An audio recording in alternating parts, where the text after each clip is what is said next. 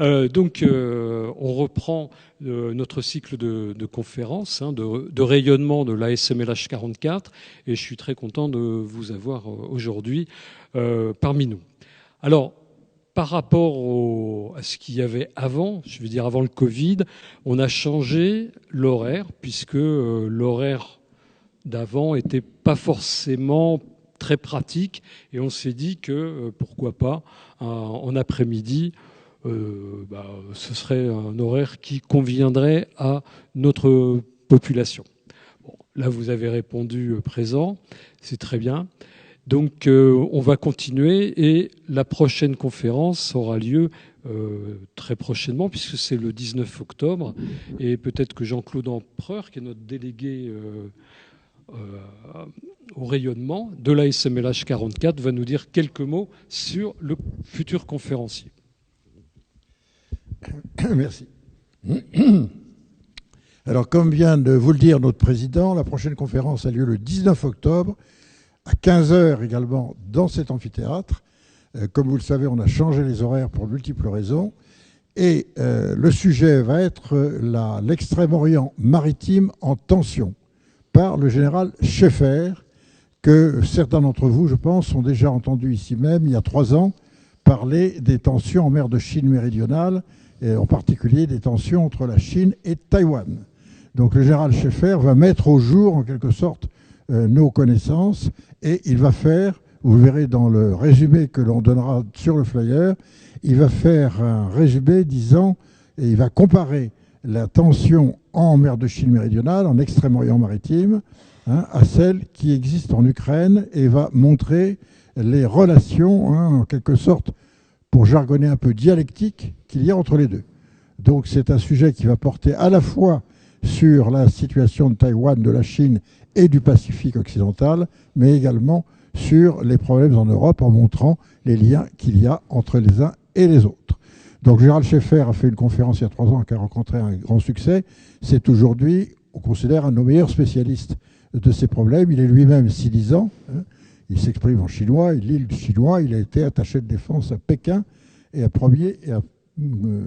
été le premier nommé au poste d'attaché de défense au Vietnam. Donc il connaît parfaitement cette situation. Et ultérieurement, mais ça n'est pas encore fixé, ni la date ni le sujet, nous aurons son alter ego, si je puis dire, le général Lamballe, qui viendra parler de l'autre côté et des relations entre l'Inde, le Pakistan et la Chine. C'est-à-dire la situation symétrique par rapport au Pacifique, ce qui se passe à l'heure actuelle avec l'Inde comme pivot de tension ou d'accord entre Chine, Pakistan, Inde, dans toute cette zone qu'on appelle la zone d'Indo-Pacifique. Voilà, je vous remercie et j'espère que vous serez là très nombreux et que vous inviterez surtout vos amis et tous ceux qui sont intéressés par ces sujets d'actualité qui sont rarement traités avec cette vision, cette précision que nous donnerons, et le général Schaeffer et ultérieurement le général Lamballe. Je vous remercie de votre attention. Merci Jean-Claude. J'ai oublié de me présenter, certains d'entre vous ne me connaissent pas. Donc je me présente, Yves Lecointe, je suis le président actuel de la SMLH 44, Société des membres de la Légion d'honneur, Loire-Atlantique, et je suis professeur émérite à Nantes Université. Aujourd'hui, nous accueillons Jacques Ricot pour une conférence de débat « Quelle loi pour la fin de vie ?» C'est une conférence qui a été reportée suite à divers incidents ou problèmes techniques. Et en fait, le président de la République a suivi, puisque vous savez que cette loi a été repoussée et va sortir d'ici quelques semaines, voire quelques mois. Alors, qui est Jacques Ricot ? Jacques Ricot est très connu. C'est un chercheur associé au Centre atlantique de philosophie. Le Centre atlantique de philosophie est la réunion de 2 équipes de recherche de l'Université de Rennes 1 et l'Université de Nantes. Bon, Nantes Université maintenant. Alors, je ne présenterai pas plus Monsieur Ricot. Il a un CV long comme 2 bras, avec un nombre de publications importants et surtout des interventions importantes, notamment dans le cadre de la fin de vie. Sans plus attendre, je vais lui donner la parole. Et je pense qu'il y aura de très nombreuses questions à la fin de son exposé. Monsieur Jacques Ricot, vous êtes le bienvenu.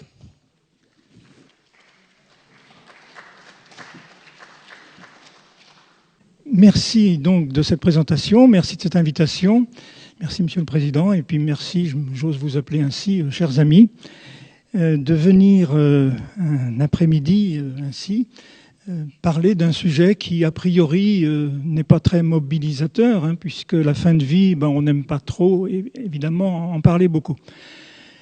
Alors je suis philosophe, je ne suis pas médecin, je ne suis pas soignant, mais depuis quand même maintenant plus de 30 ans, je travaille de façon très très régulière, très très rapprochée avec des équipes médicales qui sont au contact régulier, permanent de la fin de vie.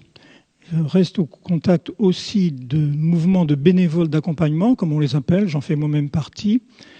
Et pendant 7 ou 8 ans, je me suis interdit de publier et même de parler publiquement parce que je voulais d'abord comprendre de l'intérieur comment les choses se passent quand les ultimes jours, les ultimes semaines à vivre se présentent.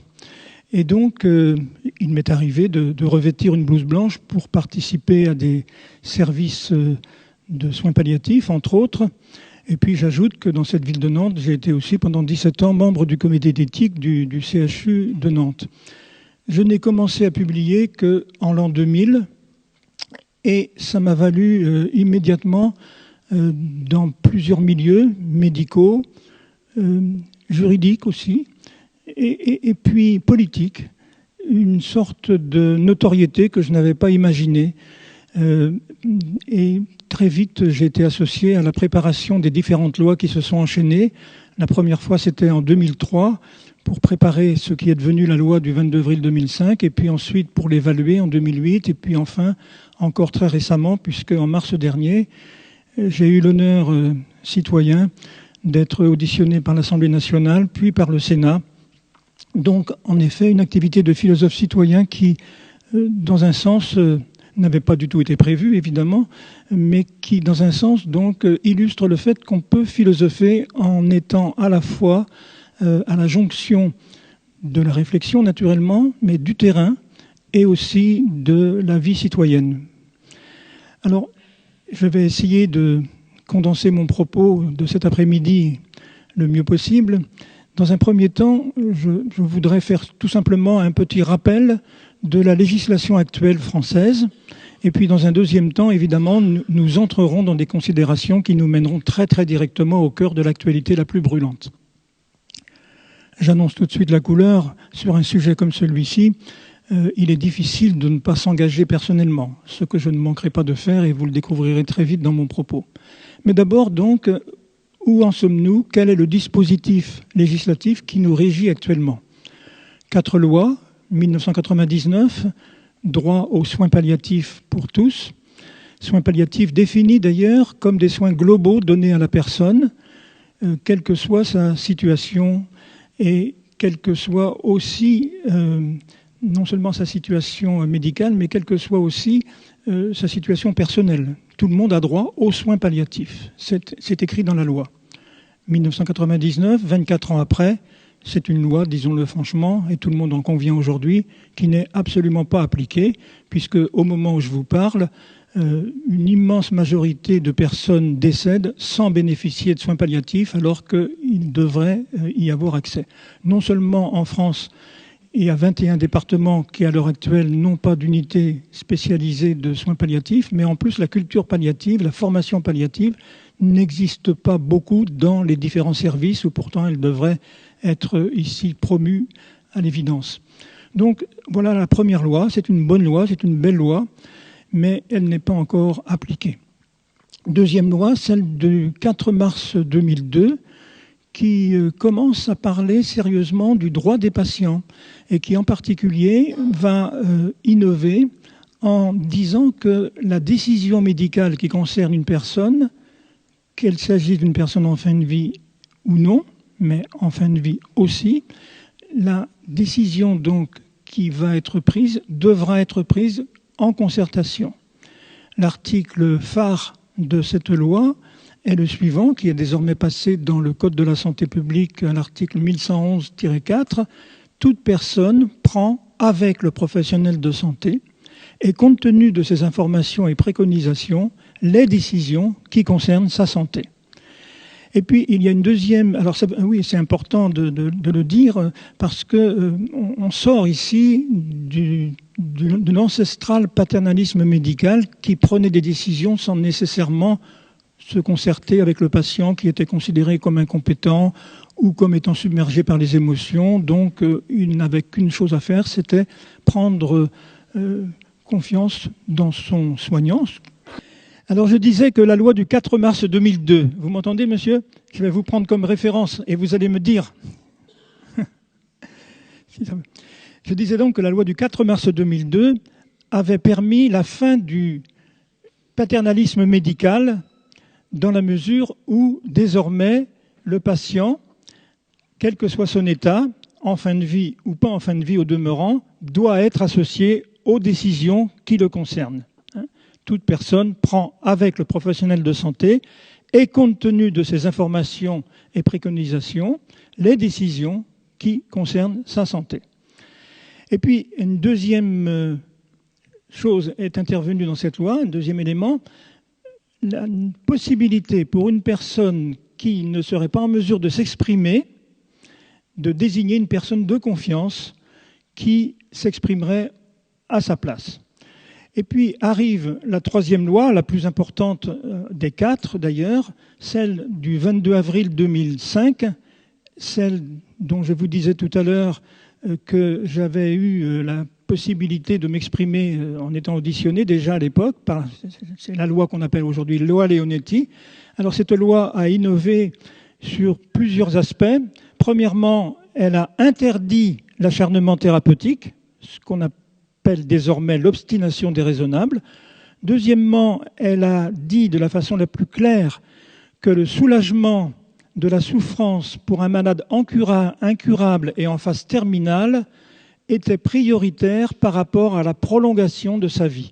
Autrement dit, renversant une déontologie médicale qui avait cours dans l'immédiate après-guerre en particulier, on a dit très clairement que le soulagement de la souffrance, au risque même d'abréger les jours qui restaient à vivre, était un soin indispensable et prioritaire.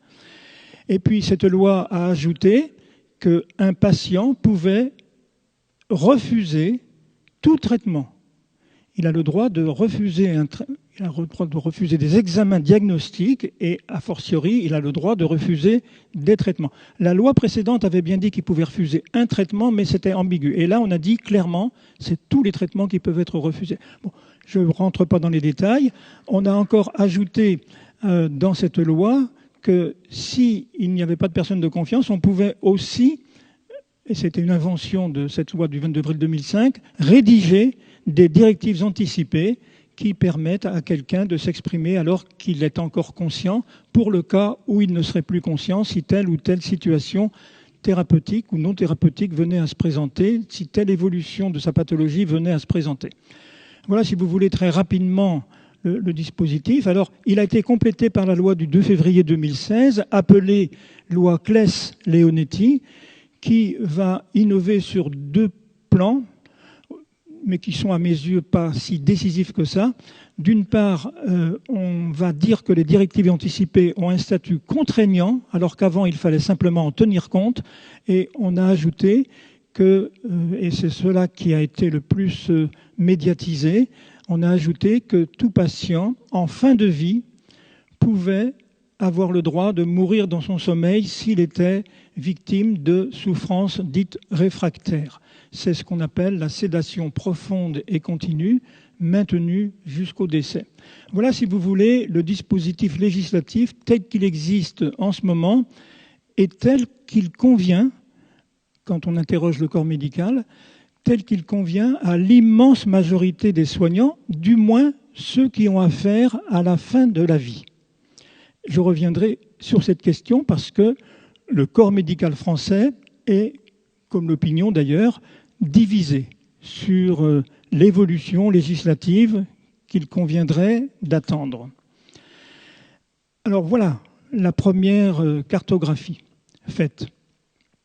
Maintenant, allons plus directement dans une certaine actualité. Lors de sa campagne électorale, je remonte à 2012, le président François Hollande s'était engagé à faire évoluer la loi, et c'est ce qui est advenu avec cette loi dont je viens de parler, celle du 2 février 2016. Il y a eu le rapport Sicard, un tour de France, qui a été fait par ce grand médecin et qui était l'ancien président du Comité consultatif national d'éthique et qui avait fait un certain nombre de recommandations qui restent d'actualité, et en particulier remarquant que la loi de 1999 n'était toujours pas appliquée. Et puis, le président Hollande avait l'intention de passer à une législation du suicide assisté. Mais la conjoncture politique de 2013, 2014, 2015 l'en a empêché pour plusieurs raisons. Il y avait le mariage pour tous qui avait mis beaucoup de monde dans la rue. Il y avait les frondeurs à l'intérieur de son propre camp au point qu'il n'a pas pu se représenter. Et donc, il a calmé le jeu en nommant deux personnalités de bord politique et, j'allais dire, idéologique différents, Alain Claes et Leonetti, pour justement faire une nouvelle loi, mais qui n'aille pas jusqu'à la dépénalisation du suicide assisté.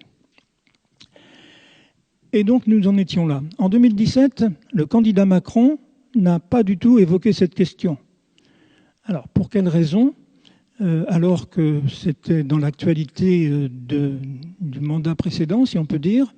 Pour quelle raison ?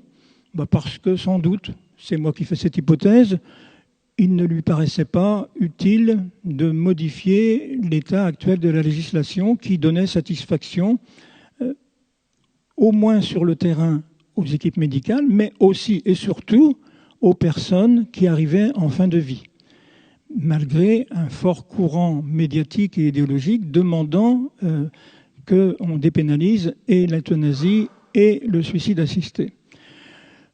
L'hypothèse que je fais est que tout simplement Emmanuel Macron n'avait pas envie d'avoir ce problème à gérer pour des raisons sans doute qui lui appartiennent, mais aussi pour des raisons, je crois, de bon sens politique.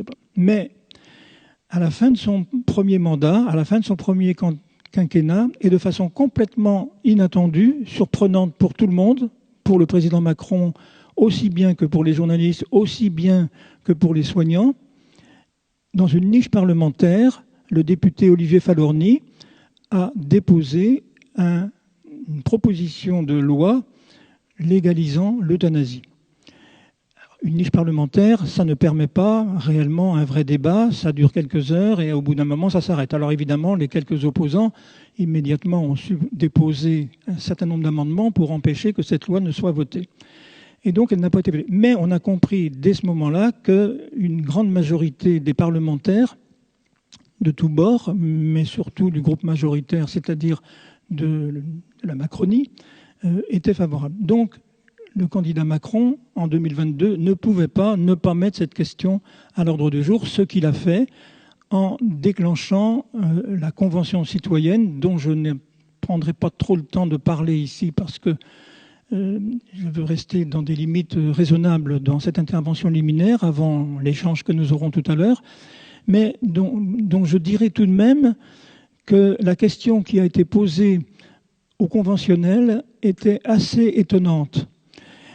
Parce qu'elle était formulée, elle était rédigée sous la forme suivante: le cadre de l'accompagnement de la fin de vie est-il adapté aux différentes situations rencontrées ou d'éventuels changements devraient-ils être introduits ?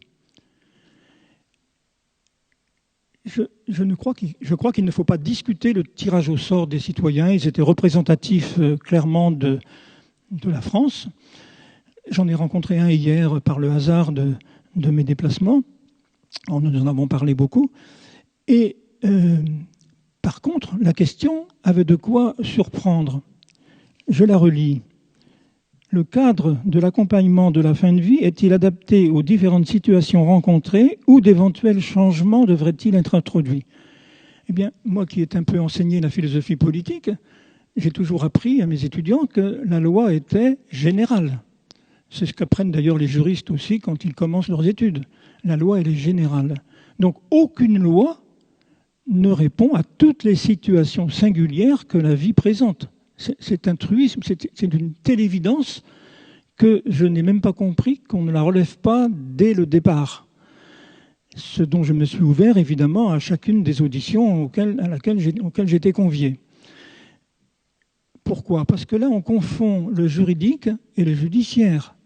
Les situations singulières, c'est au juge d'en décider. Les situations générales, c'est au droit, c'est à la loi d'en décider. Donc la réponse était dans la question. Évidemment que la loi ne répond pas à toutes les situations singulières. C'est quand même une remarque que je tiens à faire parce que malgré la qualité qu'il faut reconnaître aux travaux des conventionnels, cette intervention liminaire, cette question liminaire n'a pas été réellement prise en compte. Alors la suite, c'est qu'un projet de loi nous était promis avant le 21 septembre. Nous sommes aujourd'hui le 28 septembre, le projet de loi n'est toujours pas arrivé. Ça veut quand même dire qu'il y a quelques grincements, il y a quand même quelques difficultés. Lesquelles? Première difficulté, elle vient des équipes soignantes, celles qui sont au contact régulier de la fin de la vie. Peut-être avez-vous vu dans la presse, en février dernier, la publication par 13 organisations soignantes représentant 800 000 soignants qui suppliaient le législateur de ne pas modifier la législation dans la mesure où ça les mettrait en difficulté par rapport aux problèmes qu'ils avaient à résoudre et à créer. Et pourquoi étaient-ils vent debout?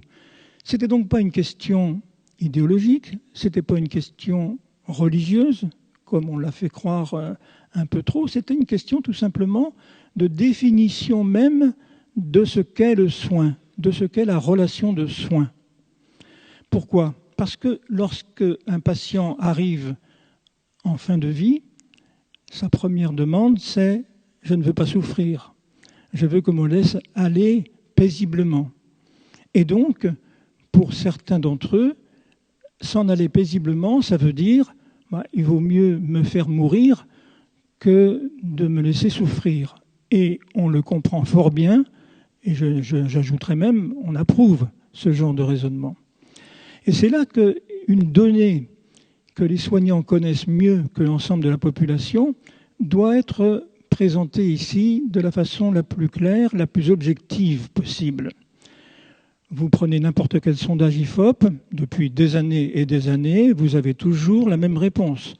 90%, c'est peut-être ce qui se passe dans cette salle, si je vous tendais un micro-trottoir pour faire un sondage d'opinion, 90% de la société demande la dépénalisation de l'euthanasie ou du suicide assisté. 90%. Combien, à votre avis, de personnes qui sont réellement en fin de vie, dans leur dernière semaine, dans leurs derniers jours, demandent à être euthanasiées ou demandent le suicide assisté dans la France d'aujourd'hui? S'ils sont en soins palliatifs, je concède que ce n'est pas la totalité d'entre eux, loin de là, mais s'ils sont en soins palliatifs, vous allez être surpris par le chiffre que je vais vous donner. La seule étude scientifique validée avec les critères qui sont ceux de la science, que nous ayons à notre disposition, nous dit ceci. 9% des personnes qui arrivent en fin de vie demandent à être euthanasiées ou bénéficier d'un suicide assisté. 9%. C'est déjà pas les 90% de bien portants qu'on avait interrogés dans la rue. Mais quand la situation se présente, il y a tout de même encore, et c'est logique, un certain nombre de personnes qui réclament cette dépénalisation et à leur profit, puisque eux sont dans la situation concrète. Ils sont pris en charge par des personnes qui sont formées, qui savent soulager les douleurs, à quelque prix que ce soit, y compris, je le disais tout à l'heure, d'abréger éventuellement les jours qui restent à vivre. Ils sont pris en charge par des personnes qui ne pratiquent pas de surmédicalisation, qui refusent l'obstination déraisonnable, c'est-à-dire qu'ils ne vont pas imposer, infliger, devrais-je dire, une chimiothérapie de plus, alors qu'elles sont plus maléfiques que bénéfiques. Bref, les 9% fondent à vue d'œil et on arrive en quelques jours à 3%.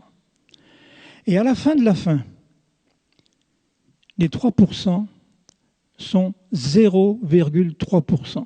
C'est-à-dire que dans la France d'aujourd'hui, des personnes qui sont prises en charge, je devrais dire prises en soin parce que le mot charge a une connotation de fardeau, qui sont prises en soin, eh bien, correctement, convenablement, quand les soins palliatifs existent et qu'ils sont bien développés, il y a 0,3% de personnes dont la demande d'être euthanasiées persiste jusqu'au terme. Alors la question, et ça a été, vous pouvez vous en informer parce que sur Internet, les échanges sont disponibles, la question a été débattue entre nous, les philosophes, qui étions conviés dans les différentes chambres. Et si la chose vous intéresse, parce que je ne peux pas rentrer ici dans tous les détails, vous verrez que mon ami, parce que c'est un ami dans la vie privée, mais nous avons un point de vue différent sur ces questions, Frédéric Worms, qui est directeur de l'École normale supérieure de la rue d'Ulm en ce moment et qui était, parce qu'il a fini son mandat, membre du Comité consultatif national d'éthique. Frédéric Worms, donc, défend l'idée suivante, il faut accepter de faire des lois pour les toutes petites exceptions. Et là, on a beau être tous les deux philosophes, c'est le point où nous divergeons. Moi, je continue à dire, de façon classique, la loi, elle est générale, on ne peut pas faire une loi pour les exceptions. Ça ne veut pas dire qu'il ne faille pas tenir compte des 0,3%, au contraire. Je vais même plus loin. Ça, c'est un point de vue personnel. Je vais plus loin. Les 0,3%, dans le colloque singulier d'un médecin et de son patient, je ne vais pas savoir trop ce qui se passe. Alors vous allez me dire, ah, c'est trop facile. Non, c'est parce que ça a toujours existé.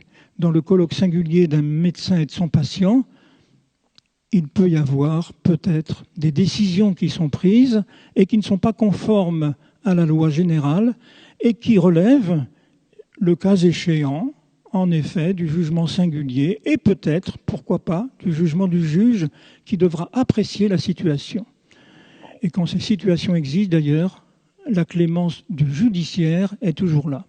Mais la question qui va se poser, c'est est-ce que le fait d'avoir transgressé délibérément une loi signifie qu'on doive nier la loi?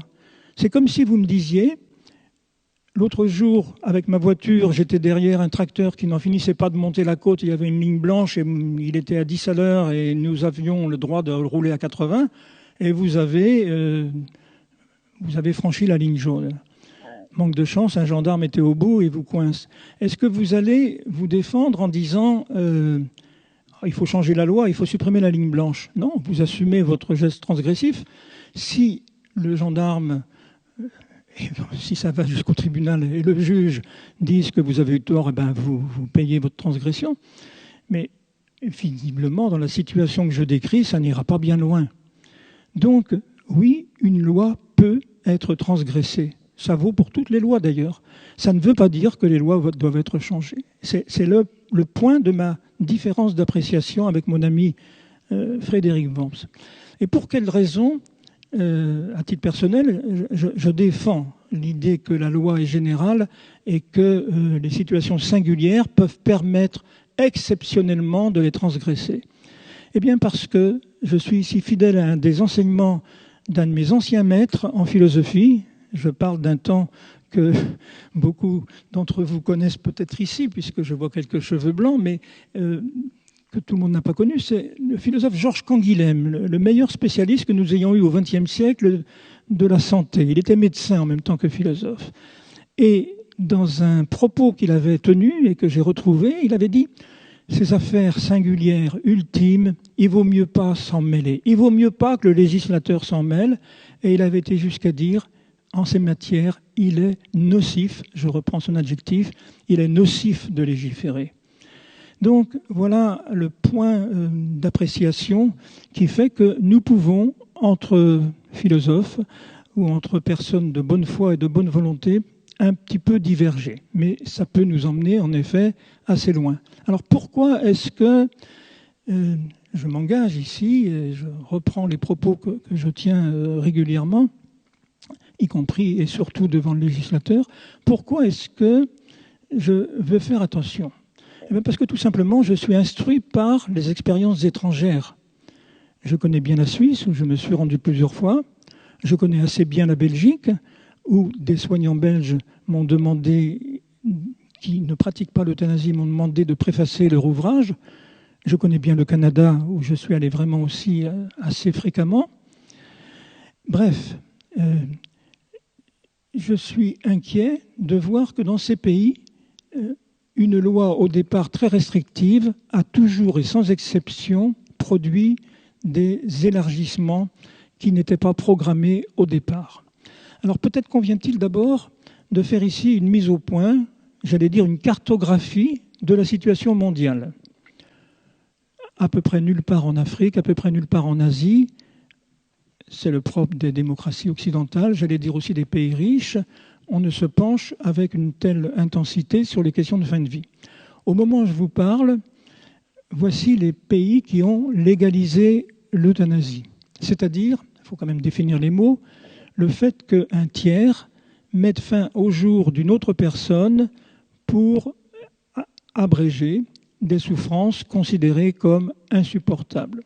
Si possible, évidemment, à la demande de la personne. C'est quand même tout ce que les législations en question ajoutent.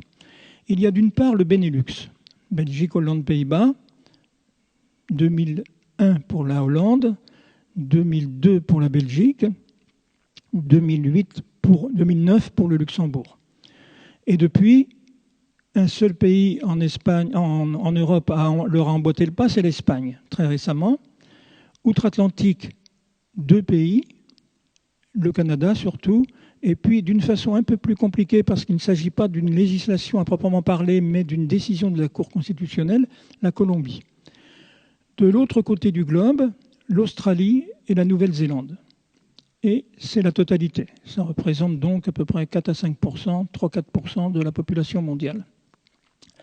À côté de ces législations euthanasiques, c'est-à-dire qui permettent à un tiers de mettre fin à la vie d'une autre personne, vous avez des pays qui ont légalisé le suicide assisté. Tout près de chez nous, il y a la Suisse, et plus lointainement, il y a 10 États, 11 États aujourd'hui, aux États-Unis. Il faut que j'ajoute, parce que c'est très récent, l'Autriche, qui a légalisé le suicide assisté. Alors, qu'est-ce que c'est que le suicide assisté ? Vous l'avez compris, un poison mortel va être proposé à une personne qui va pouvoir l'ingérer et donc en décéder. Mais le médecin ne sera pas directement impliqué dans le geste létal. Ce qui est intéressant sur le plan des conséquences différentes de ces législations, c'est de regarder ce qui se passe dans les chiffres. Mais on comprend d'ores et déjà que ce n'est pas le même geste, parce que la piqûre mortelle, l'euthanasie, 100% de décès, naturellement. Aucune échappatoire. Et la main qui soigne est en même temps la main qui tue, comme le disent les opposants quand ils se manifestent avec un peu de virulence sur ces questions. Alors que dans le cas du suicide assisté, le médecin se contente d'être le prescripteur et donc peut aller jusqu'à décourager son patient d'utiliser ce que la loi à exiger de lui. En Suisse, en ce moment, 50% des médecins sont favorables à la législation du suicide assisté. 50% sont hostiles. Mais seuls 20% du corps médical acceptent de prescrire. Ça veut dire que 80% du corps médical suisse n'est pas à l'aise avec cette question, et même tout en disant, bon, je ne suis pas contre, pour une partie d'entre eux, à condition que ce soit mon confrère. On comprend que ce ne soit pas évident de prescrire un poison mortel à une personne dont on prend soin. Il y a comme une difficulté, comme une contradiction, si vous voulez. Mais ce n'est pas tout. Au Canada, où l'euthanasie a été légalisée il y a très peu d'années, 2016 exactement, ça a commencé par la province de Québec un petit peu avant, mais c'est 2016 le moment de la loi qui généralise. Vous avez seulement à peine 2% des médecins qui acceptent de pratiquer des euthanasies, alors que la majorité du corps médical canadien est favorable à la loi euthanasique. Dans le même moment, je vais vous donner un chiffre qui n'est pas divulgué, mais c'est l'intérêt justement des conférences que de pouvoir dire des choses que la télévision ne veut pas entendre parfois. La Californie a légalisé le suicide assisté, c'est un des 11 États dont je parlais tout à l'heure, en 2016. C'est-à-dire très exactement en même temps que le Canada. Quelles conséquences les deux législations ont-elles eu sur le nombre de décès? Eh bien, je suis sûr qu'aucun d'entre vous ne me donnerait le bon chiffre. Vous avez 21 fois plus de décès par euthanasie que par suicide assisté. 1 sur 21. C'est énorme la différence. Elle est énorme. Ça veut dire que les conséquences de ces deux législations ne sont pas du même ordre. Aujourd'hui, on fait semblant, avec le concept d'aide active à mourir, rassemblant les deux cas de figure, de laisser croire que c'est la même chose et le même résultat. Madame Firmin-Lebaudot avait osé l'affirmer il n'y a pas si longtemps, elle qui est en charge du projet gouvernemental. Eh bien, ce n'est pas exact. Alors, ça ne veut pas dire que le suicide assisté soit, à mes yeux personnels, une bonne solution, une solution préférable. Mais ça veut dire en tout cas que c'est une solution qui produit des effets différents. Pourquoi? Parce que tout simplement, une partie non négligeable des personnes à qui on a délivré une ordonnance ne vont pas jusqu'à la pharmacie se faire délivrer le poison. Une partie non négligeable de ceux qui ont acquis le poison ne vont pas l'utiliser, et une partie tout de même va l'utiliser. Alors, sans doute que quelques-uns d'entre vous ne sont pas si surpris que ça, parce qu'ils ont une certaine expérience, une certaine intelligence des choses. Moi, j'avoue que j'ai été surpris parce que je savais, mais pour moi, c'était un rapport de plutôt 1 sur 3, vous voyez. Je pensais quelque chose comme ça, dans mes premières intuitions que j'avais en me déplaçant dans les différents pays. Or, les études sont formelles, ça peut aller jusqu'à ce 1 sur 21. Alors, sous-entendu, et c'est une des raisons, à mes yeux, des hésitations du président Macron en ce moment, sous-entendu, si la France devait modifier sa législation, et on ne voit pas bien comment elle ne pourrait pas ne pas le faire dans la conjoncture présente et la pression médiatique qui existe, la solution du suicide assisté permettrait d'éviter peut-être un certain nombre de difficultés que présente l'euthanasie, à commencer par celle qui touche les 800 000 soignants dont je vous parlais tout à l'heure et dont le métier, jusqu'à présent, est de toujours, d'une part, prodiguer les soins qui s'imposent et d'autre part, d'accompagner les personnes qui sont en détresse et en effet en demande de mourir. C'est plus le même métier. Si la personne arrive en disant « j'ai le droit », c'est la loi. C'est la loi. Alors vous me direz, c'est pas grave, il y a la clause de conscience. Le médecin peut toujours refuser de se prêter. Oui, mais qu'a déjà dit Madame Firmin-Lebaudot?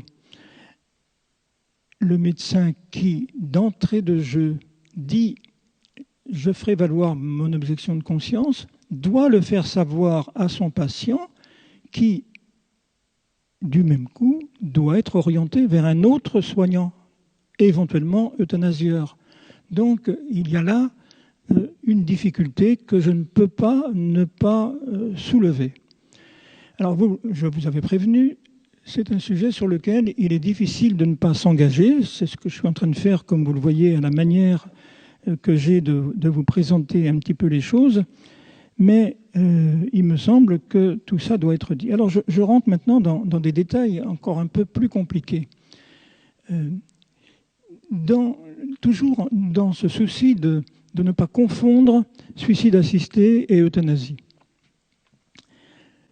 Le Comité consultatif national d'éthique, dans son avis rendu en septembre 2022, l'avis numéro 139, en contradiction totale avec tous les avis qu'il avait rendus précédemment, a ouvert la voie non pas à l'euthanasie directement, mais au suicide assisté, en disant « est-ce qu'on peut aller contre la volonté de quelqu'un qui, après vérification, a vraiment souhaité mettre fin à ses jours ?»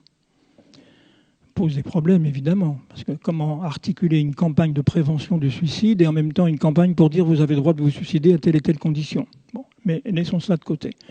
Le CCNE, donc le Comité consultatif national d'éthique, a ouvert cette possibilité. Et il a ajouté quelque chose qui est très très étonnant. J'étais en colloque sur ces questions ces derniers jours avec des représentants de tous les pays du monde ayant une législation de fin de vie, soit d'euthanasie, soit de suicide assisté. Et ils me confirmaient tous la même chose. Dans les pays où on a légalisé le suicide assisté, on a interdit très rigoureusement aux médecins de faire mourir leurs patients. Parce que ça s'apparente à une exécution et que c'est un meurtre et que c'est réprimé évidemment par le code pénal. Donc, suicidez-vous, c'est votre liberté, mais n'exigez pas de quelqu'un plus qu'une prescription.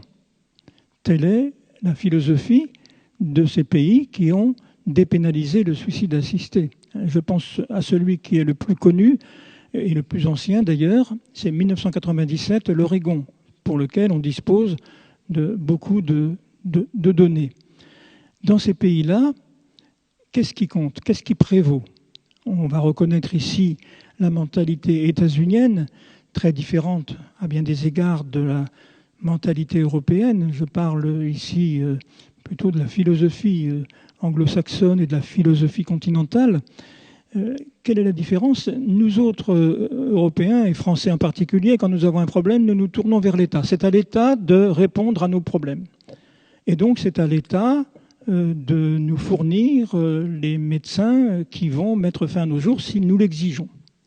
C'est un peu ça la relation un peu schématiquement résumée du citoyen avec son État.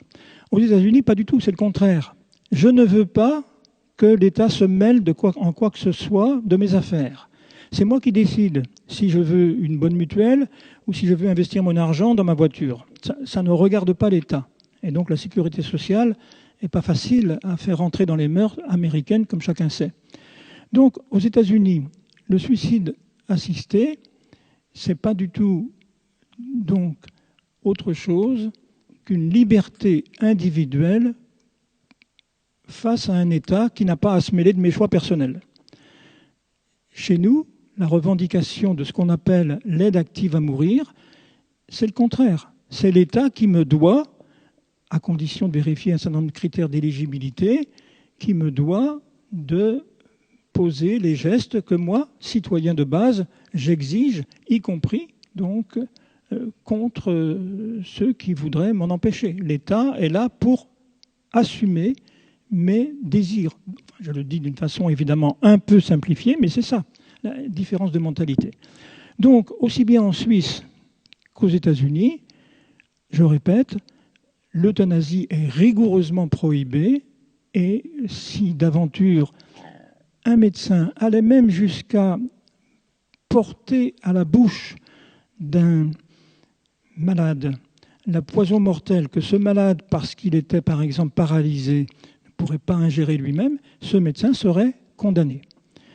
Alors, c'est parce que justement, il y a ce genre de situation très très exceptionnelle, et même, je le dirai dans un instant, inexistante si on est de bonne foi, que le Comité consultatif national d'éthique a donc dans son avis récent indiqué que pour les personnes voulant se suicider, mais ne pouvant pas le faire, il fallait procéder à des euthanasies. Donc le CCNE, d'une façon assez incohérente à mes yeux, décide que l'euthanasie est possible pour une catégorie de citoyens et pas pour une autre, qui ne voit qu'au nom du principe d'égalité, un jour ou l'autre, cette porte de bronze qu'il croit refermée contre l'euthanasie en ouvrant celle du suicide assisté n'ira pas plus loin nécessairement. On peut en rediscuter, mais ça me paraît une évidence. Et récemment, l'Académie de médecine, la prudente, la sage Académie de médecine a emboîté le pas au CCNE et a dit à peu près la même chose. Il se trouve que, ayant été interviewé pendant l'été sur la position de l'Académie de médecine, j'ai fait valoir cette incongruité de cette exception. Et m'a téléphoné immédiatement un membre de l'Académie de médecine que je ne connaissais pas et qui m'a dit « Mais monsieur, vous avez 1000 fois raison. Ce vote nous a été arraché, extorqué, sans que nous comprenions, sans qu'on nous explique réellement ce qu'il y avait dans le texte. » Enfin, visiblement, il y a en ce moment du rififi à l'Académie de médecine. Mais enfin, laissons ça de côté. Moi, ce qui m'importe ici, c'est cet argument qui a été donné, cette petite brèche qui est ouverte en disant, contrairement aux pays qui ont légalisé le suicide assisté, eh bien, il n'y a pas d'étanchéité entre les deux actes, euthanasique et suicide assisté. Alors, je vous disais tout à l'heure que cette situation est en fait inexistante. Alors, c'est un peu sordide. Il vaut mieux en parler l'après-midi pendant qu'on est encore à peu près frais et non pas le soir avant de faire des cauchemars éventuels. Mais toute personne peut, dans les pays qui ont légalisé le suicide assisté, se suicider toute seule. Parce qu'il y a des procédés maintenant très technologiquement avancés. Vous pouvez avoir une perfusion et puis la commander simplement avec vos battements d'yeux. C'est possible. Et ça se fait en plus. Ça se fait de façon rarissime, mais ça se fait. Ça veut dire qu'il est inexact de dire qu'il y a des personnes qui ne peuvent pas, qui ne pourraient pas se suicider et qui donc relèveraient de l'euthanasie. Alors, sur le fond philosophique, si on peut dire, mais je suis philosophe, j'essaie de l'être en tout cas, de la question, qu'est-ce qui n'est pas vu par nos concitoyens aujourd'hui, ou plutôt qu'est-ce qui est vu par eux et qui n'est pas vu? Qu'est-ce qui est vu? C'est cette évidence. On préfère tous une mort apaisée plutôt que d'une mort souffrante. Et si on est atteint d'une maladie très grave, incurable, dégénérative, évidemment, l'horizon est forcément bouché. Et donc, on en vient à dire « je préfère abréger mes jours » et c'est parfaitement compréhensible. Alors, la question est bien celle-là.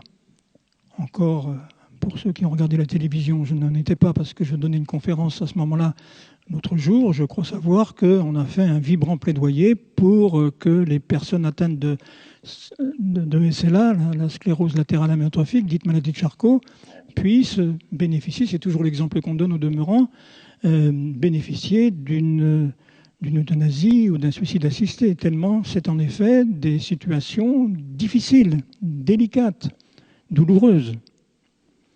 Mais savez-vous que l'immense majorité des personnes, quand je dis l'immense majorité, c'est plus de 99%. C'est des personnes aujourd'hui, parce que ça peut changer avec le discours social, atteintes réellement de maladie de Charcot, ne demandent pas l'euthanasie quand ils sont vraiment dans la situation, quand ils y sont, quand ils y rentrent.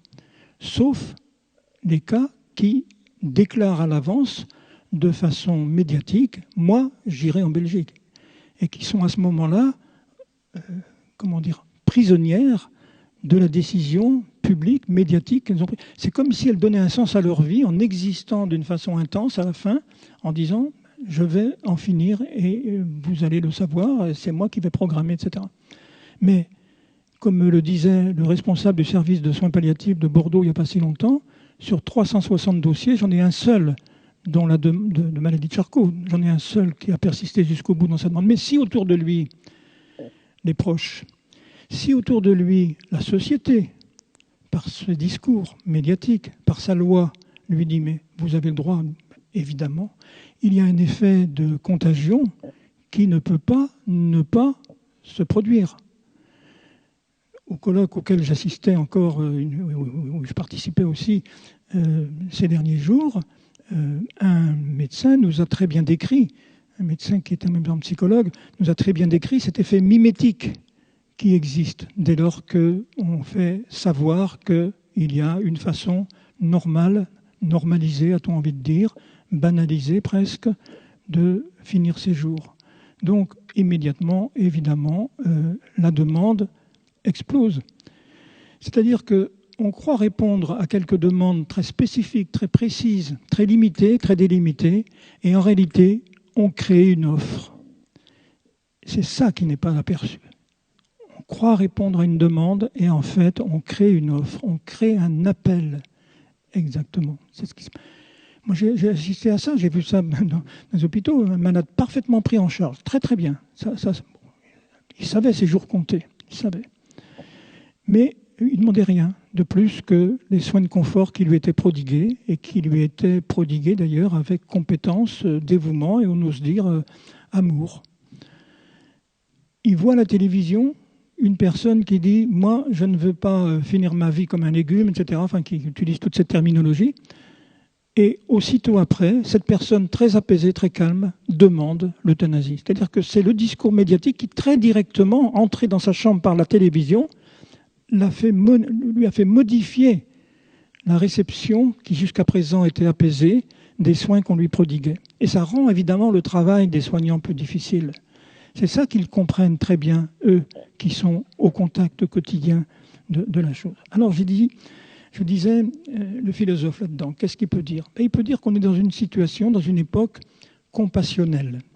C'est-à-dire où la souffrance fait horreur, plus que dans les siècles passés, très certainement. Et c'est légitime dans un sens, puisque la souffrance, on ne peut être que contre. Il faut la combattre. Mais de là à dire que le soulagement de la souffrance doit être identifié à la suppression du souffrant, il y a un pas.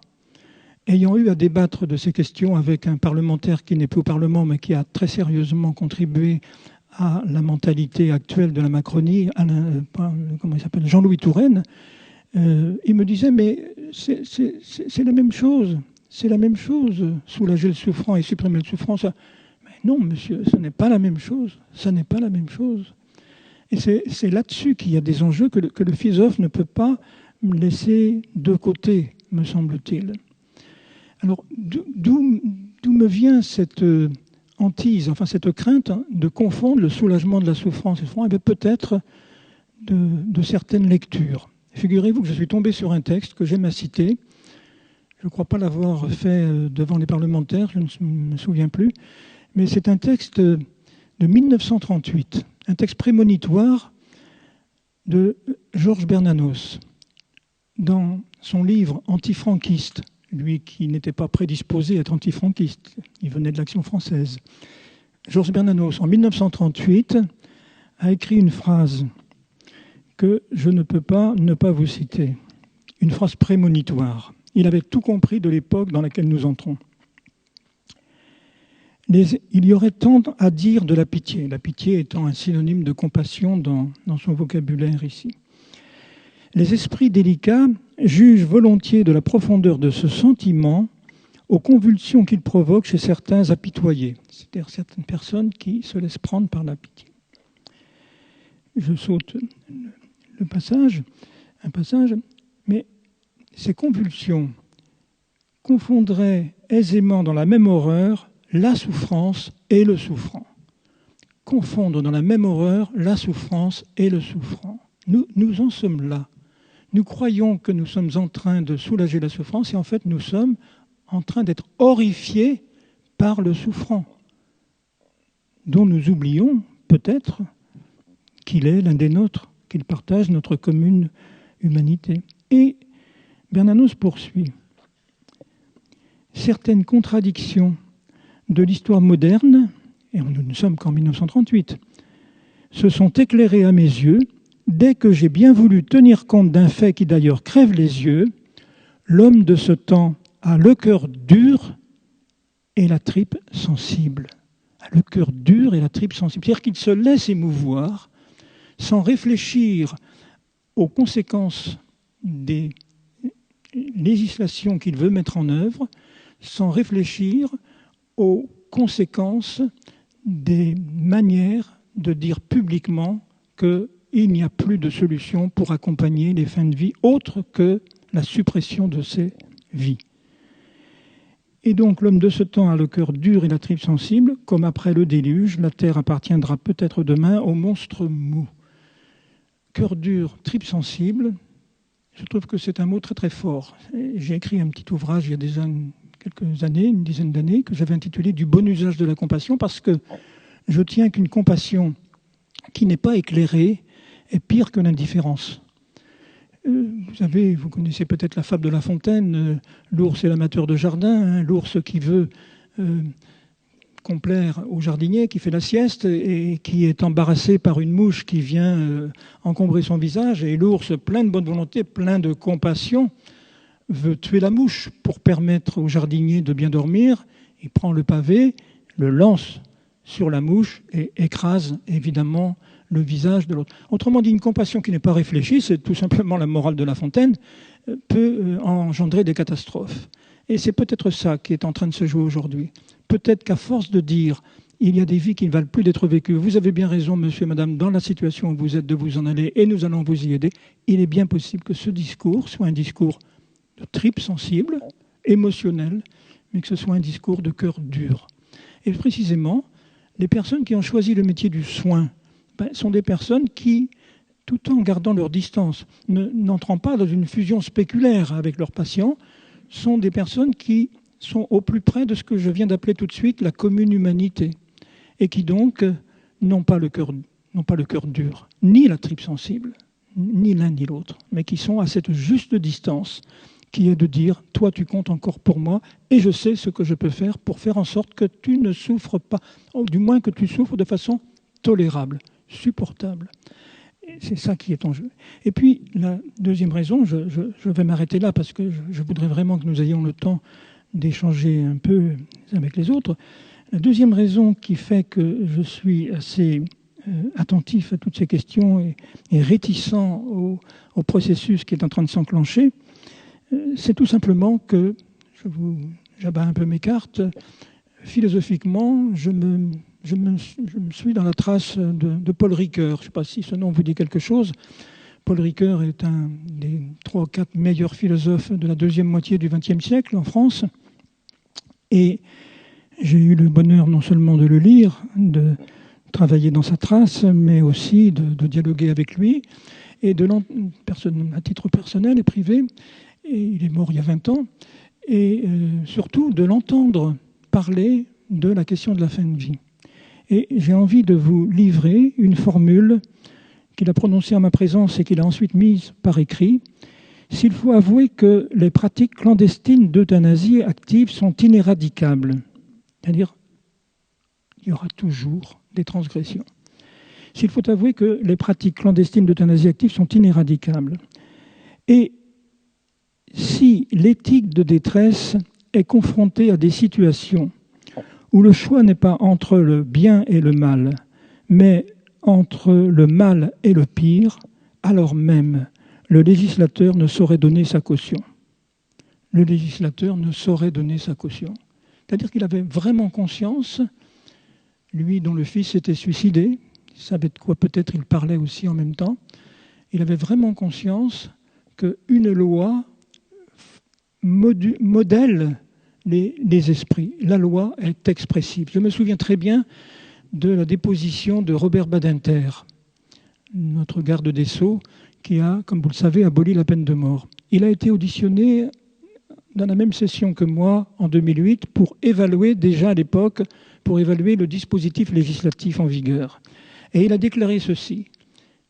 Il était hostile à l'époque, clairement, à une évolution législative. Et lui, l'homme de gauche, approuvait complètement Leonetti, l'homme de droite, pour la loi qui venait d'être promulguée quelques années auparavant.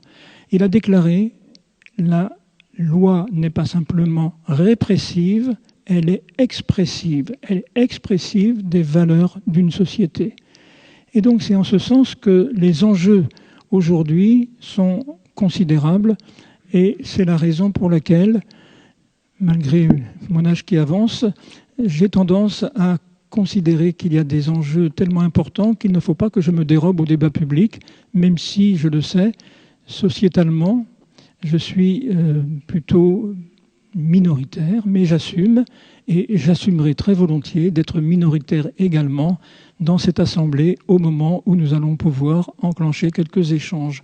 Je vous préviens tout de suite, je ne les prolongerai pas éternellement, indéfiniment, pour une raison que je dois vous avouer.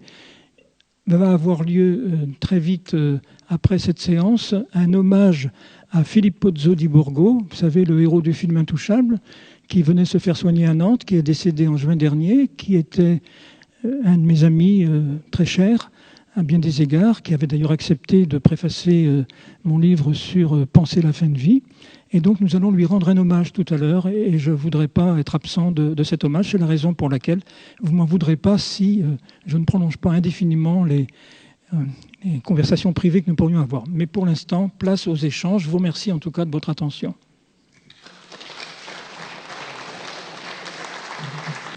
Merci beaucoup pour cet exposé qui est très intéressant, qui soulève un nombre important de questions.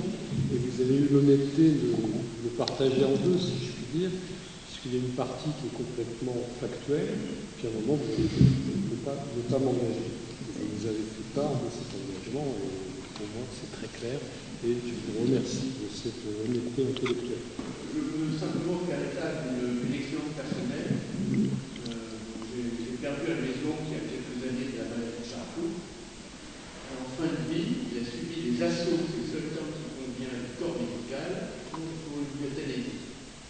Il a refusé, comme il avait du mal à s'exprimer, le corps médical a pris l'assaut sa femme, qui a fermement refusé et qui est restée présente constamment à ses côtés pour lutter contre le fatal. Il est mort 3 ans après.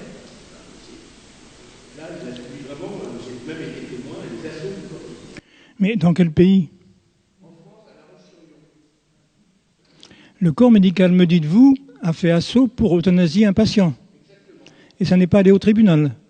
Non. On a dit non, on ne veut pas. On dit si, madame, je vous dis, ça sera beaucoup mieux, ça va être. Parce que je connais La Roche-sur-Yon, j'y étais encore hier soir. Je connais l'équipe de soins palliatifs et je peux vous garantir que c'est exactement le contraire. Donc, moi, je ne suis pas un délateur, hein, pas du tout, mais j'ose vous... Mais je n'irai jamais... Enfin, il faudrait vraiment que ça soit hyper grave, mais je n'irai jamais dénoncer quelqu'un parce que, d'abord, mes 17 années de fréquentation du comité d'éthique au CHU m'ont appris la discrétion et l'importance du secret médical. Mais si vous acceptez de me dire en privé de qui il s'agit, je n'irai pas le conduire au tribunal, mais je m'autoriserai à rencontrer cette personne. Parce que, à l'évidence, parce que nous, enfin, laissons même de côté les problèmes éthiques et les problèmes psychologiques que soulève évidemment ce genre d'assaut, tel que vous le décrivez, mais il est évident que c'est quelqu'un qui contrevient à la loi. Et même en Belgique, d'ailleurs, ce médecin serait poursuivi parce que c'est au patient et à lui seul de prendre des options de ce genre. Il est interdit. Alors, au Canada, ils le font. Mais en Belgique, il est interdit à un médecin de faire la publicité pour l'euthanasie. C'est aux médecins. Ils le font de fait, plus ou moins. Mais enfin, ils font pas assaut. Mais, oui. Mais si c'est à La Roche-sur-Yon, dans la Vendée profonde, c'est inquiétant.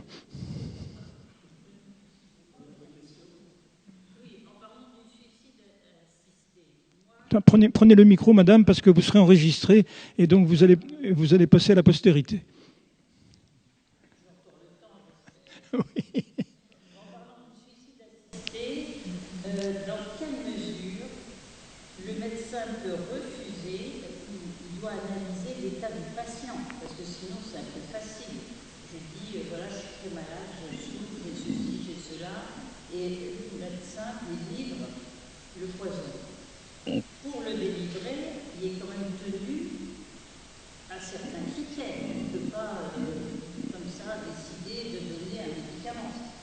Parce que sinon, malheureusement, je connais les cas, des gens qui veulent se suicider parce que psychologiquement ils ne vont pas bien, ils vont aller chez le médecin, ils vont demander le médicament, et puis ils s'enlèvent les mains. Est-ce qu'il y a des examens, des notions précises qui sont données aux médecins, des indications précises? Oui, bien sûr.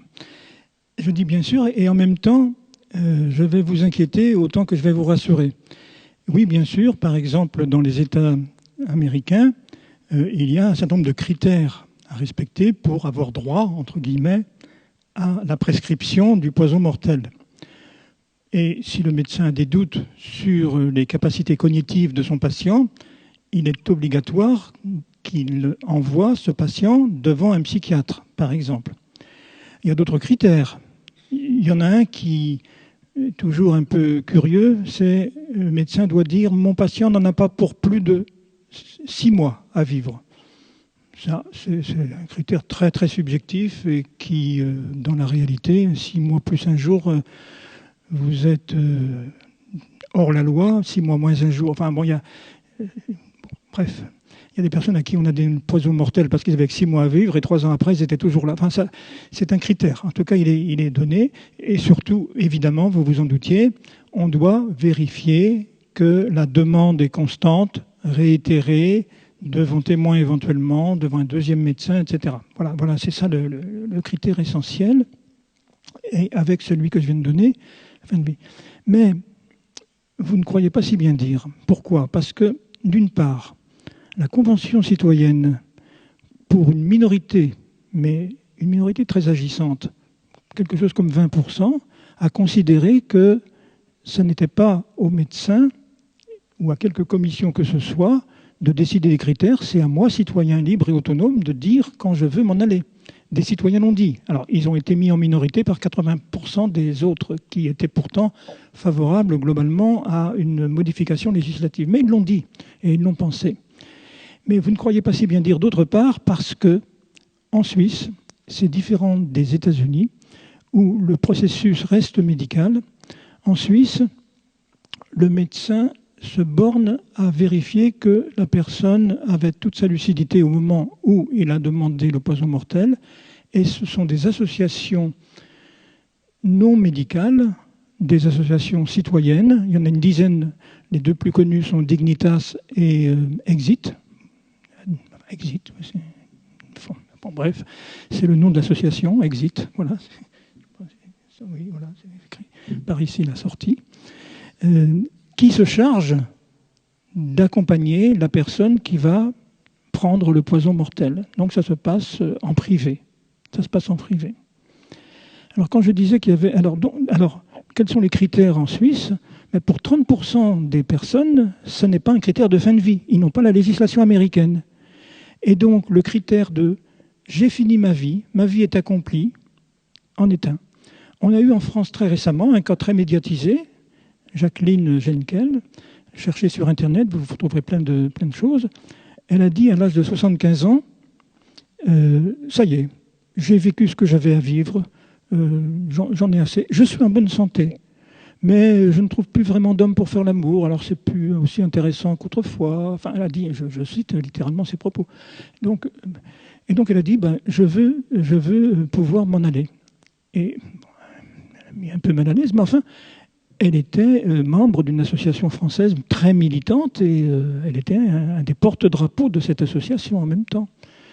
Et elle a dit « je me suiciderai le jour des 75 ans ». Elle ne s'est pas suicidée, mais elle s'est suicidée tout de même à 77 ans, je crois. Enfin, elle a attendu un peu, encore 1 an ou 2, mais sans être malade ni en fin de vie.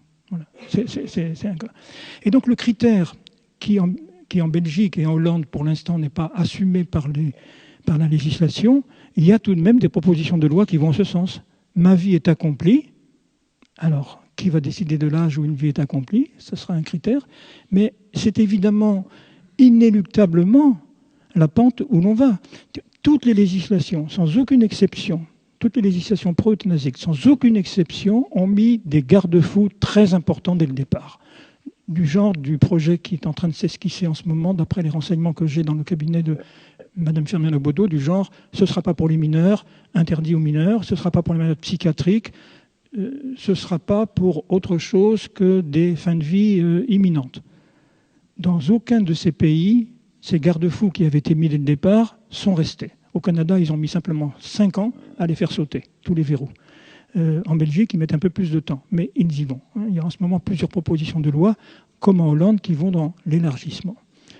En Hollande, vous avez une région en ce moment où 15% des décès sont faits par euthanasie. C'est rentré un peu dans les mœurs. C'est-à-dire que l'effet de mimétisme, l'effet de contagion, il est visible, il est statistiquement constatable. C'est vrai.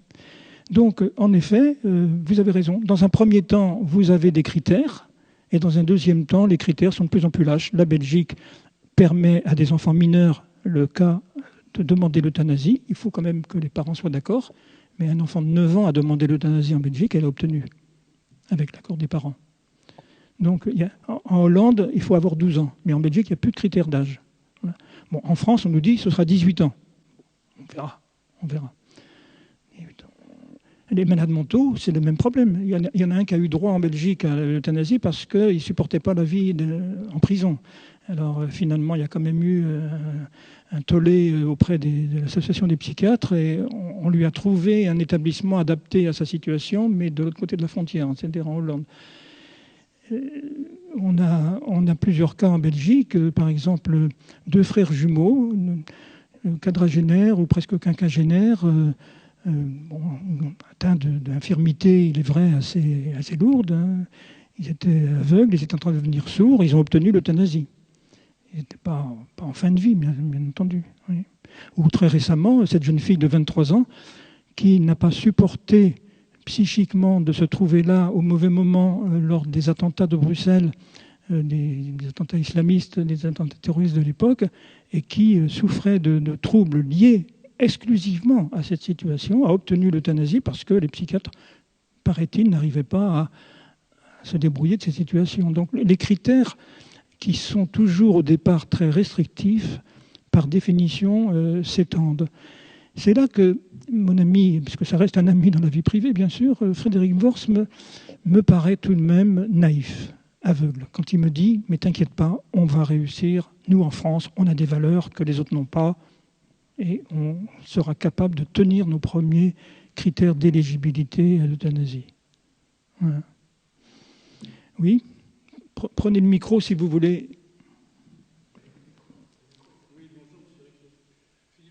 Oui, non, mais je vous ai reconnu. Philippe Leroux fait partie du comité d'éthique du CHU de Nantes depuis bien plus longtemps encore, et peut-être que tu es resté encore plus longtemps que moi.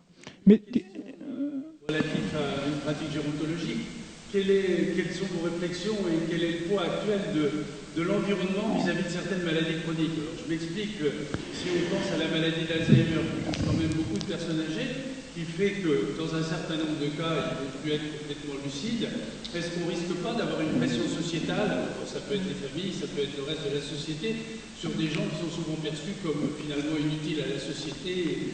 Écoute, est-ce qu'il y a une réflexion autour de ça sur quelle est la position d'un suicide assisté ou d'une euthanasie dans cette population? On pourrait étendre à la psychiatrie d'ailleurs la question. Bien sûr. Alors c'est un gériatre qui parle et vous avez compris aussi que la réponse était dans sa question. Parce que, bien évidemment, oui, la maladie d'Alzheimer fait partie de la seconde ligne, après la maladie de Charcot, de ce qui est toujours mis en avant. C'est-à-dire qu'en Belgique, on peut obtenir une euthanasie parce qu'on a éventuellement les tout premiers symptômes d'une maladie d'Alzheimer. Et donc on ne peut pas aller plus loin et on s'arrête là où on a décidé de s'arrêter, quoi. Donc oui, c'est ce que je disais tout à l'heure, quand la demande est honorée, la demande devient une offre. ce qui n'était pas auparavant, évidemment. Et c'est à ça que ça sert, l'interdit de tuer. C'est un interdit anthropologiquement structurant dans toutes les sociétés civilisées. Mais lorsque vous mettez un coup de canif de ce genre dedans et que vous dites c'est normal, évidemment que l'effet de contagion et de contamination dont je parle depuis un moment ne peut que prospérer, bien sûr.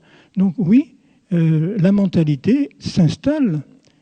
Si j'ai telle ou telle pathologie, mais on sait où ça commence, mais personne ne saura où ça s'arrête. Si j'ai telle ou telle pathologie, je veux m'en aller. Mais sans parler de pathologie, je l'ai dit tout à l'heure, pour une vie accomplie. Voilà, j'ai accompli ma vie, pourquoi est-ce que j'irai plus loin?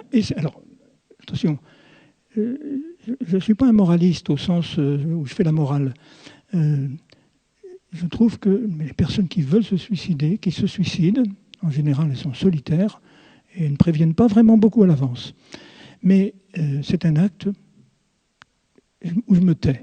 Je veux dire qu'il faut un silence respectueux de cette énigme qui fait que quelqu'un prend cette décision.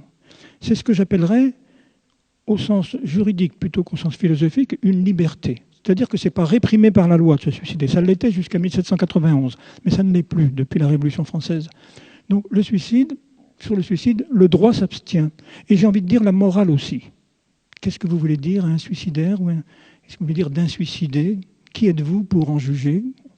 Voilà. Là-dessus, je crois qu'il faut être modeste.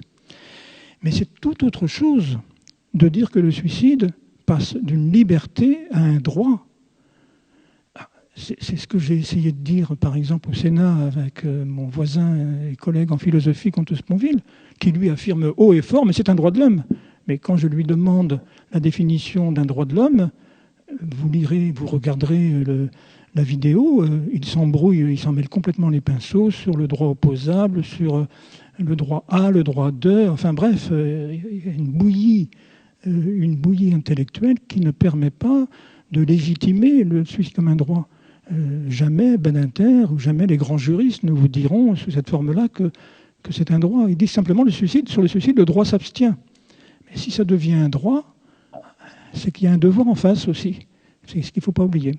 Soit dit en passant, quand il lui a été demandé, je parle de lui, au Sénat, de préciser dans quelles conditions on pourrait bénéficier d'une euthanasie, puisque lui ne fait pas vraiment de grosses distinctions.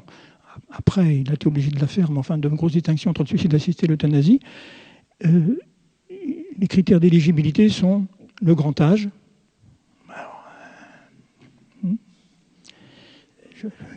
Le grand âge, j'en fais partie du grand âge depuis un petit moment. La maladie grave. Écoutez, la maladie grave, le handicap lourd. Alors, ça voulait dire, moi, handicap lourd, alors mon ami Philippe Pozzo di Borgo, il était éligible depuis longtemps. Mais ces 3 critères, il a osé les donner comme ça, en disant « Oui, c'est un peu compliqué, mais je vous laisse à vous, le législateur, de vous en débrouiller, mais moi, voilà ce que je pense. Le grand âge, le handicap lourd, la maladie grave. » La maladie grave, moi je connais des gens qui ont des maladies graves et incurables dès la naissance et qui vont quand même vivre octogénaires. Et bien vivre d'ailleurs, et pas vivre aussi mal que ça. Mais ils ont une maladie grave. Je cite toujours le cas d'une personnalité nantaise qui était atteinte de la tétralogie de Fallot à sa naissance et qui est morte à 85 ans, tout en ayant eu des responsabilités importantes, y compris universitaires, monsieur le président de l'université. Pardon ? Est-ce que par derrière, pour certains, il y a le fait que ça coûte cher et que la sécurité sociale... Ah mais écoutez... Alors, il y a quelques années, je participais à un colloque, il y a une quinzaine d'années, à l'étranger, et un philosophe allemand s'exprimait en disant, c'était un philosophe allemand qui est décédé aujourd'hui et qui était né, si je me souviens bien, à la fin des années 20, et donc qui avait traversé les épreuves que vous connaissez. Et il était allemand, et il avait dit, mais il est évident que si la question euthanasique se pose aujourd'hui, au début du XXIe siècle, dans nos sociétés occidentales, c'est pour des raisons démographiques. Il disait, je ne comprends pas qu'on ne le comprenne pas. Voilà ce qu'il nous avait dit dans ce colloque. Ça avait été un peu brutal, un peu violent, mais il fallait l'entendre. Deuxièmement, les Canadiens, c'est vraiment les plus forts en ce moment dans ce domaine, ont osé chiffrer les économies qu'ils ont faites grâce à l'euthanasie. On en est, d'après les projections qu'on peut faire, à plusieurs milliards d'euros. Ils ont osé. C'est le seul pays qui a osé le faire. Puis maintenant, ils ne le font plus parce qu'évidemment, ils l'ont fait au début. Alors après, on a fait les projections. On a vu ce que ça voulait dire. Alors maintenant, bon, ils ne le font plus. Mais dans une audition bien plus antérieure, parce que Comte Sponville, qui est un philosophe médiatique, ce que je ne suis pas ni de près ni de loin, avait déjà été auditionné, je me souviens, en 2003, en même temps que moi. Et déjà, il avait fait cette remarque. Mais ça coûte cher, la fin de vie. Vous savez, on dit toujours que les 6 derniers mois sont plus coûteux que le reste de la vie. Alors, il faudrait vérifier de plus près parce qu'en réalité, ce n'est pas vrai. Ce n'est pas vrai pour les personnes âgées, c'est vrai pour les moins de 50 ans. Les moins de 50 ans qui vivent leurs derniers 6 mois, oui, c'est vrai, ils coûtent cher. Mais d'après les études que j'ai pu regarder très sérieusement ces derniers temps, ça ne concerne pas les plus de 50 ans. Enfin bref, cette affirmation court partout. Les derniers mois de la vie sont coûteux.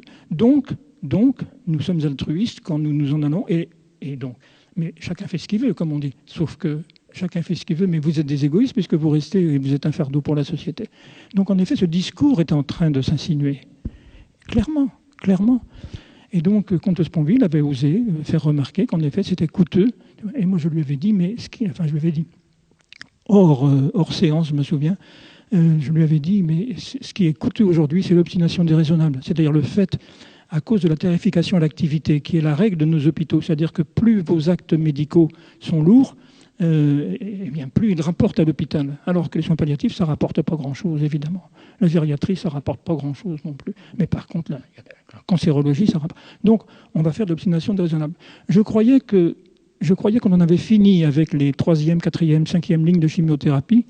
J'apprends qu'un patient a été victime, c'est le mot que j'emploie, de 21 chimiothérapies. Est-ce qu'il ne fallait pas s'arrêter un peu plus tôt? Est-ce qu'on n'était pas dans l'obstination déraisonnable, condamné et par la morale et par la loi, au demeurant? Donc, vous soulevez ici une question qu'on n'ose pas soulever. Dans une interview au journal régional que j'ai pu donner, je crois que c'était en avril dernier, j'ai fait remarquer l'indécence des mutuelles. Qu'est-ce qu'elles avaient à faire dans cette galère? Les mutuelles qui ont pris parti pour cette légalisation en disant « nous sommes pour la liberté », etc. Mais combien, souterrainement, de bénéfices escomptent-elles d'une telle prise de position? La pudeur aurait voulu qu'elle se taise. Comme par hasard, le président des mutuelles est devenu aujourd'hui le président du CESE, du comité environnemental, qui est chargé d'ailleurs, qui était chargé d'organiser la Convention citoyenne. Enfin, il y a des choses qui sont un peu troublantes dans l'actualité. Je connais et j'ai des choses à dire, mais je ne dirai peut-être pas. Je vous le dirai à l'oreille. De ce point de vue, la remarque que je trouve très intéressante que vous avez faite de la transformation de l'offre en demande est extrêmement intéressante sur le plan économique.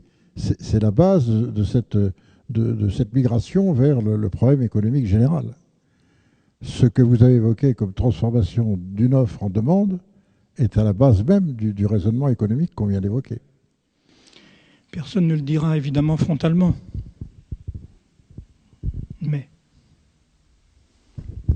vous savez, il y a une phrase de Marx que j'aime beaucoup. Les hommes font leur propre histoire, mais ils ne savent pas qu'ils la font. Bonjour, nous sommes dans un État laïque. Oui. Mais quel est le poids de la croyance religieuse dans les études qui sont menées actuellement? Alors, moi, je vous avoue bien franchement que je n'aime pas du tout que le débat public, aujourd'hui, soit un débat qui, soi-disant, je n'aime pas du tout que le débat public soit un débat où il y aurait d'un côté des religieux réactionnaires et de l'autre côté des progressistes. Vraiment, c'est complètement contraire à ce que j'observe dans la pratique, sur le terrain. Les soignants avec lesquels je travaille sont dans leur immense majorité, comme beaucoup de jeunes d'aujourd'hui, déchristianisés. Et donc, ce n'est pas du tout ces éléments-là qui interfèrent. D'autant plus que, alors, du côté religieux, il est catholique, parlons de la religion la plus présente, la plus prégnante dans la France. Il n'est pas anormal que des catholiques ou que le magistère de l'Église catholique soit vent debout. Le pape l'a rappelé l'autre jour à Marseille, soit vent debout contre une légalisation de l'euthanasie, dans la mesure où c'est aussi au judaïsme et au christianisme que l'on doit la notion de prendre soin des plus vulnérables. Toutes les sociétés ne disaient pas cela. Il y avait une inégalité foncière entre les êtres humains. Et donc la vulnérabilité a été prise en considération par les évangiles.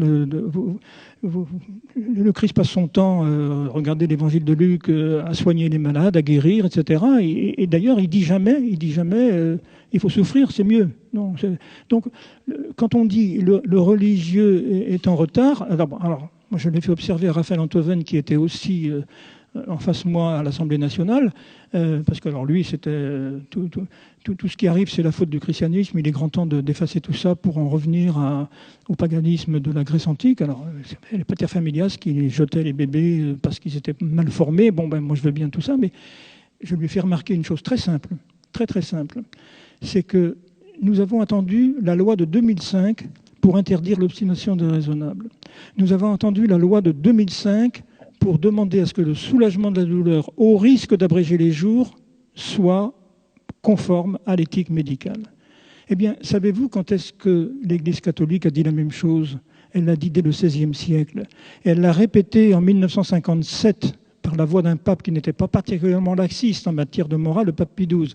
Les textes, je les cite dans mes livres, les textes de Pie XII de 1957 et 1958 avaient 50 ans d'avance sur la législation française. Donc, qu'on ne me dise pas que les religieux sont par essence en retard d'une civilisation, ne serait-ce que parce qu'au Parlement, j'ai noué une amitié sincère avec un homme dont je regrette vraiment le décès. C'était le député communiste athée de gauche très clairement identifié, Michel Vaxès, qui, sur ces questions, avait osé dire une société. Il avait dit la même chose que Houellebecq. Je ne sais pas si Houellebecq l'a copié. Il avait dit une civilisation qui légalise l'euthanasie ne mérite plus le droit d'être une civilisation parce qu'elle touche à un interdit structurant de cette civilisation.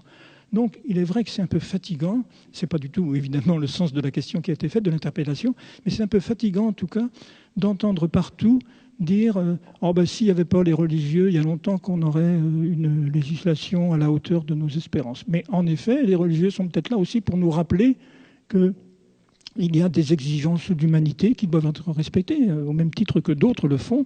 Il n'y a pas besoin non plus d'être religieux pour ça, je l'espère du moins. Et c'est ce que je constate d'ailleurs dans ma fréquentation du milieu soignant.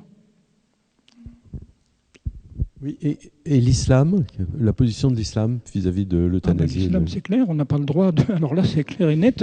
Alors là, c'est un crime de mettre fin au jour de quelqu'un. Ça, c'est pas demain la veille que la Tunisie, l'Algérie, le Maroc vont légaliser l'euthanasie. Ça, vous pouvez être tranquille. Le grand rabbin...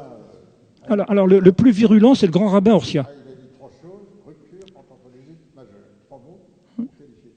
Oui. Le grand rabbin Ursia, dont je le redis puisque le micro n'était pas devant vous quand vous l'avez dit, a parlé d'une rupture anthropologique grave. Alors, c'est un mot qu'il faut employer avec précaution parce qu'à force de parler de rupture anthropologique tout le temps, on finit par édulcorer un peu ce qu'on... Moi, je dirais au moins une rupture, en tout cas, une rupture civilisationnelle, assurément, oui. Mais c'est lui qui a été de loin, plus que les évêques français, au demeurant, virulent sur cette question. Oui, excusez-moi. Mais les bouddhistes aussi, je veux dire, il n'y a pas que les religions monothéistes. Finalement, il me semble que de votre exposé, il ressort que c'est un déficit de connaissances générales sur la loi dite Leonetti et son complément. Parce que finalement, on comprend qu'il y a des dérives possibles autrement. Alors que dans cette loi, on précise les conditions qui accompagnent les dernières souffrances, en quelque sorte, et avec les directives anticipées de quelqu'un qui sait que ça va arriver et qui connaît en gros tous les risques que ça peut comporter autrement. Vous avez raison et vous n'avez pas raison. Vous avez raison parce qu'il y a un déficit évident de connaissances, mais la Convention citoyenne l'a montré, ces connaissances, les citoyens tirés au sort les ont eues. Et ça a quand même donné le résultat que nous savons. Ça veut dire qu'il y a aussi ce que j'appelle un rideau idéologique et une méconnaissance de la situation concrète de la fin de vie. Parce que ce qui a manqué à la Convention citoyenne, c'est d'aller sur le terrain. Moi, j'aurais voulu que les citoyens, au lieu de réfléchir en chambre et d'entendre des discours plus ou moins contradictoires, ils aillent passer 8 jours dans les services où réellement les personnes sont en train de mourir. Ça aurait pu faire changer peut-être les choses. Et puis il y a une deuxième chose. Tous les sondages disent la même chose. 90% de bien portants veulent l'euthanasie. Les citoyens, ils ont dit 76%. Tiens, quand on commence à réfléchir, on n'a plus le même chiffre. Comment ça se fait ? N'y a-t-il pas là une dynamique qui va dans le sens de ce que vous dites, c'est-à-dire que lorsqu'on est vraiment instruit, eh bien, on commence à se dire « Ah, c'est plus compliqué que ce que je croyais ». Et d'ailleurs, dans les 76%, vous en avez qui sont pour le suicide assisté mais contre l'euthanasie. Enfin bref, il y a juste 18 modalités différentes de mettre en œuvre ce qu'on appelle, d'une façon que je trouve un peu excessive, l'aide active à mourir. Parce que l'aide à mourir, c'est le soin palliatif. Je veux dire, l'aide active à mourir, c'est le soin palliatif. Mais on pervertit le sens des mots quand c'est l'aide à faire mourir. C'est quand même autre chose. Bah écoutez, merci beaucoup pour toutes ces réponses. Je sais que vous devez vous rendre... Je vais m'en aller, puis comme vous le savez, on ne peut jamais dire tout ce qu'on a à dire, même dans le temps important que vous m'avez laissé. C'est pourquoi j'ai toujours un livre à proposer à ceux qui veulent en savoir plus, parce que là, au moins, j'ai le temps de m'exprimer. Oui, mais je pense qu'il y avait encore des questions dans la salle, sûrement, ou des réflexions. Donc, merci encore. Et puis, écoutez, bel hommage à M. Pozzo di Borgo. Merci à vous. Et on vous remercie du fond du cœur d'être venu pour cette conférence extrêmement intéressante qui soulève quand même plus de questions qu'elle ne donne de réponses. Mais bon, c'est l'enjeu. Merci encore. On peut...